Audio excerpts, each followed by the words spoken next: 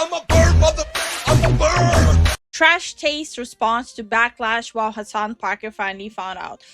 So, we actually did react to the original video of this. It was interesting.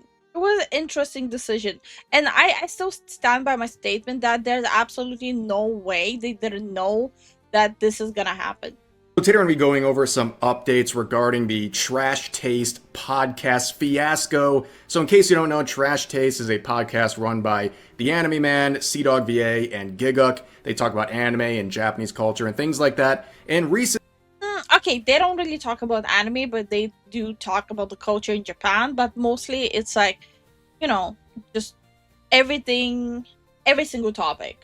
Recently they had an episode get a lot of backlash thanks to their special guest, Hasan Piker. You can see the like-dislike ratio is just over a 24% like ratio on this video. Tens of thousands of comments, all of them pretty mad about the choice of guest, Hasan Piker, based on the many controversial things he has said over the past couple of years. And today we're going to be looking at the first response from anyone at Trash Taste regarding this situation. I think the things that are said by CDawgVA in this case are actually pretty interesting and probably answer most of the questions people have. Now, the first update to give you guys before we get into the new stuff, Hasan has been banned on Twitch. Hell hath... I don't think they banned him because they actually thought he's doing something wrong. I think they banned him only because of the massive backlash and people saying, why aren't you doing anything Twitch? Like, your hypocrisy and favoritism is literally showing to high heaven. I think that's the only reason they banned him. Frozen over. He's actually been banned for once, and that stems from his recent comments where he advocated for violence against a sitting US official. I guess that's what it takes to actually get punished if you're Hasan Piker on Twitch. But he has been banned. How long that lasts, who knows? Probably not. My guess is maybe he probably will be unbanned in like maybe 24 hours, maximum, I would say a week. Not very long, but here is the response we're looking at today. I was uploaded on Connor's clip channel here. You can see the reception of this is, you know, still somewhat controversial. It's obviously a lot better than the podcast episode. I think some people are still angry about it, but it's titled How Trash Taste Tried to Deal with the Hasan Controversy. Now, it's a 17-minute video. We're just going to kind of hit the key parts for brevity's sake here, but let's start off right here. Yeah. I am curious about the comments there. Okay, was it on his channel or... Hold on.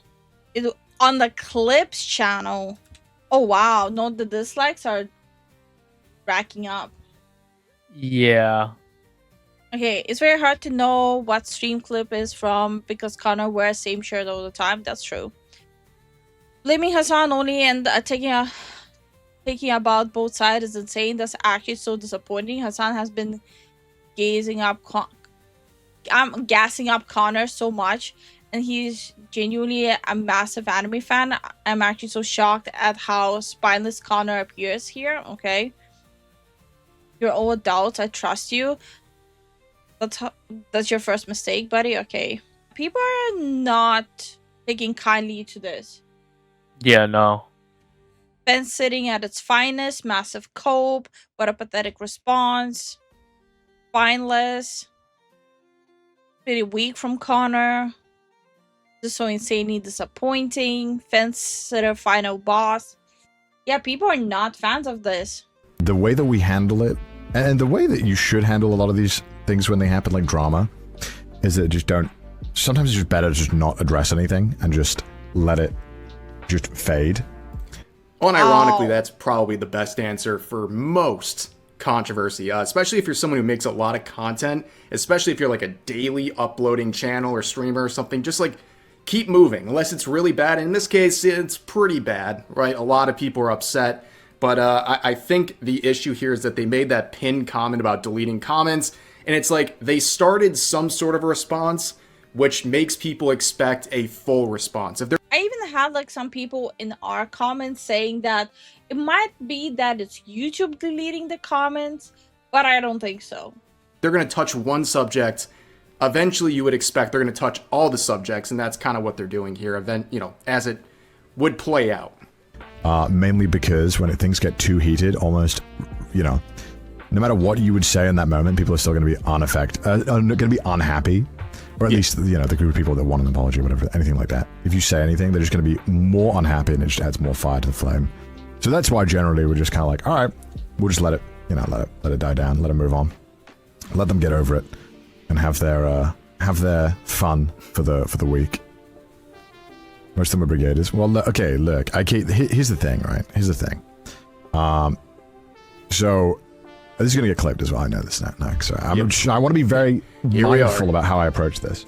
If I'm gonna mention anything here, is that I think there are a couple of important things to mention. So I think, first of all, I think from our podcast perspective and from our perspective, if it is fair to say that if we don't engage in politics publicly, because it's just a mess. None of us live in the US. None of us are in any of these kind of intense political situations. I think it is also fair to say that, why would we bring someone political on? Which I think is very fair. Okay, so I don't think there's a problem bringing in someone political to discuss anime. I don't think it has anything to do with politics. When someone is from one genre wants to talk about what he's enjoying in his free time. I think every single person should have the capability of seeing the difference. But the problem is he still doesn't understand that people had an issue with it because of who was there. It has nothing to do that a political content creator was there. It had everything to do that that content creator was Hasan. That's a very fair point.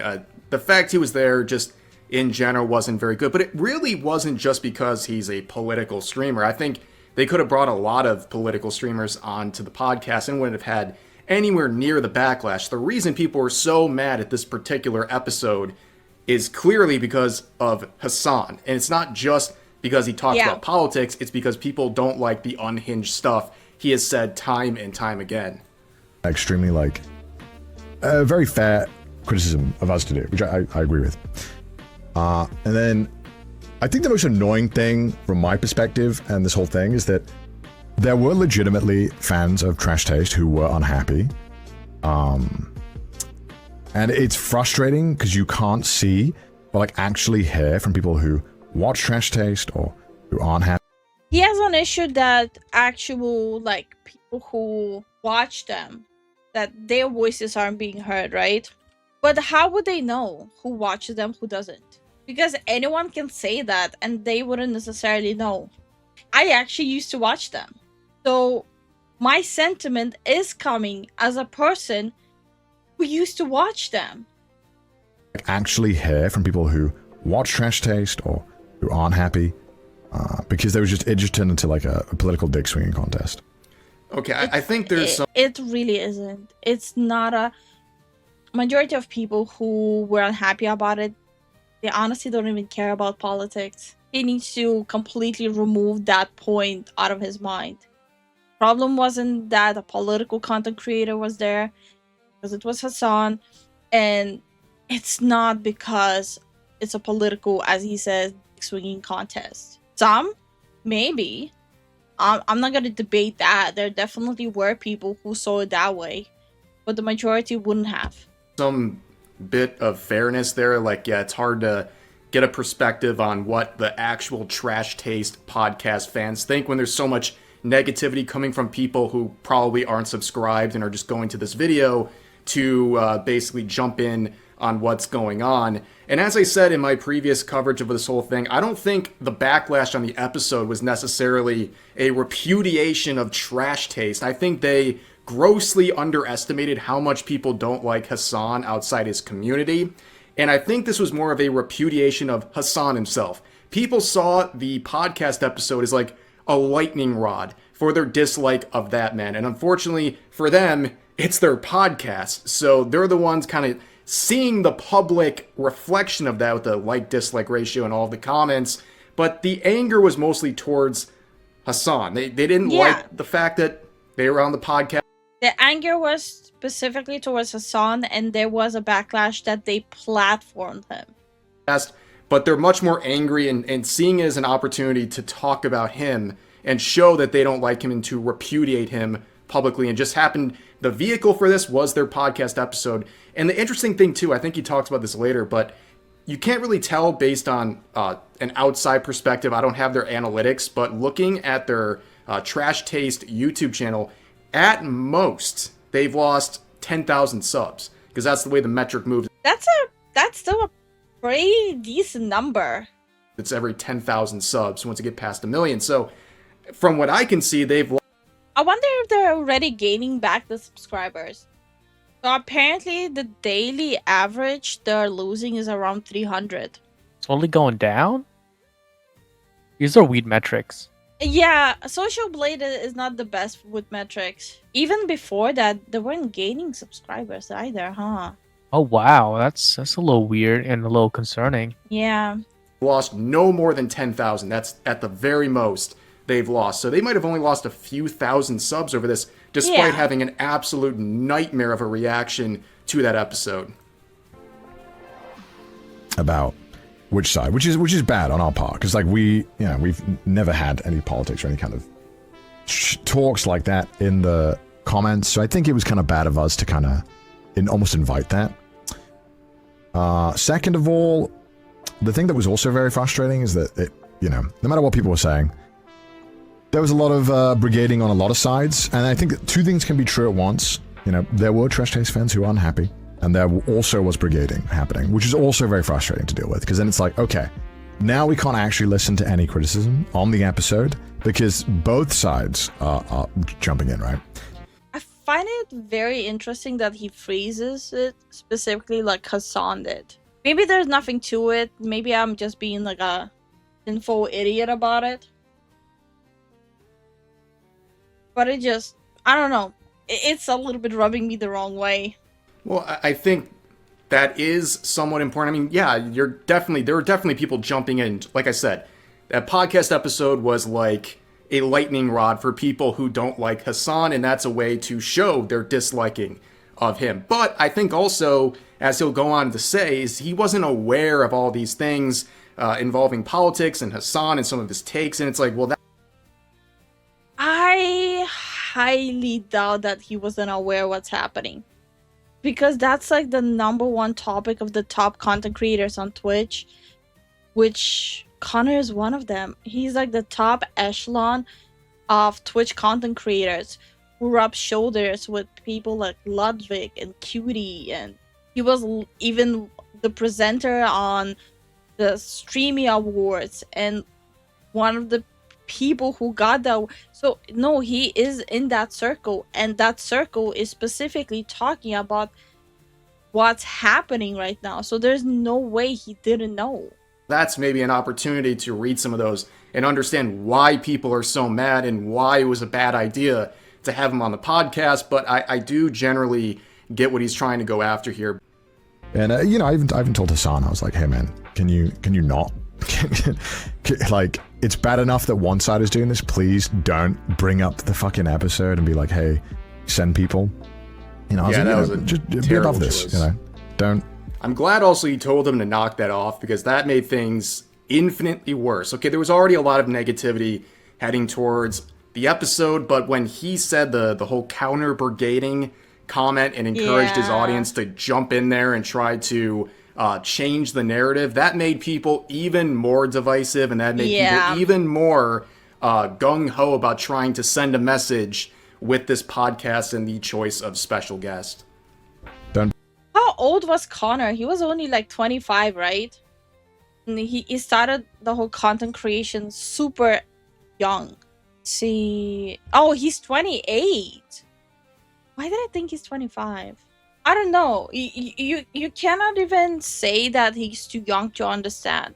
Don't do this. Because look, if people who have very extreme beliefs want to go crazy, I can't stop them. They can do whatever they want. But you hope that at least, another side wouldn't do that as well. So I told him, I was like, hey, please don't do that. Yeah. And he was like, yeah, man, okay, my bad. But But I think as well, I told Hasan as well, I was like, hey, look. Wait, hold on, what? Please don't do that. Just, another side wouldn't do that as well. So I told him, I was like, hey, please don't do that. Yeah. And he was like, yeah, man, okay, my bad. But I think as well, I told Hasan as well, I was like, hey, look, the show is not political. Wait, but doesn't that contradict of him not knowing what the kind of stuff he says? Am I going crazy? We don't want to deal with politics. We're most likely not going to have you on again. No, and that's not like anything like, hey, man, it's just... I honestly, I hate that, and this is why I'm like really hesitant about collaborations as well, especially on our channel. When you're having like a specific topic, not even collaborations, like honestly, point blank hangout as well. Would it be a Discord? Would it be in real life? And when people are having like a conversation about a specific topic and someone just walks in, oh, but what about people in this country starving? And just completely derails everything. I've seen that happen a lot. Would it be hangouts? Would it be discussions at work? In the middle of the meeting, someone bringing up something like that? Or even in collabs, just walking in and being like, oh, did you guys hear the new legislation? So like, bro, we're talking about anime, so what are you doing? Well, no, at this point, like, what else are you gonna do? Like, you could, it could have been an unfair situation. Let's say instead of Hasan, it was someone else completely innocent, and for some reason people went absolutely ape shit and were angry about it. Like, yeah, maybe it's unfair in that situation, but you can't do it again because people would be even more angry. And with Hasan, yeah, he was on the podcast 2 years ago, and I believe the like-dislike ratio on that was like 90%. But a lot has changed over 2 years. I mean, he's made more unhinged takes, but most importantly... Yeah, unhinged is putting it lightly, I think. I think more people are aware of the things he has said, and that's why people were so ready to jump on that particular episode, the latest one he appeared on. And yeah, you can't bring him back now. Like, it would be even worse, honestly. Speaking as someone who is... many moons ago, I made a video, I think it was a waifu tier list. People didn't really like some of my choices. So I doubled down the next day and said... Oh, not the waifu arguments. I've seen people end friendships over waifu tiers. I don't get it. I've seen people actually threatening each other over it. Said, aha, you guys were right. You thought I ranked these characters too low. You're right. I gotta move them even lower. People didn't find that very funny. So I guess doubling down sometimes when people are mad like that doesn't really work out too well. And this is a no-brainer at this point. How could you possibly have him back on? But I believe it's right here. He actually mentions the specific number of subs they lost, and it's a pretty surprising number. I can tell you exactly how many right now. Let me find out.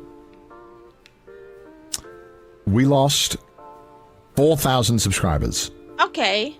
Which is not a lot, but I also think it is disingenuous, and I think it's bad to pretend like, that people aren't unhappy.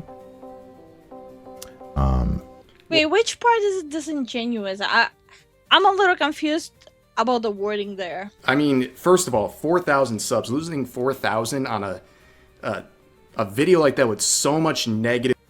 Honestly, if we lose 4,000 subscribers, that's like more than half of our subscribers. I would panic.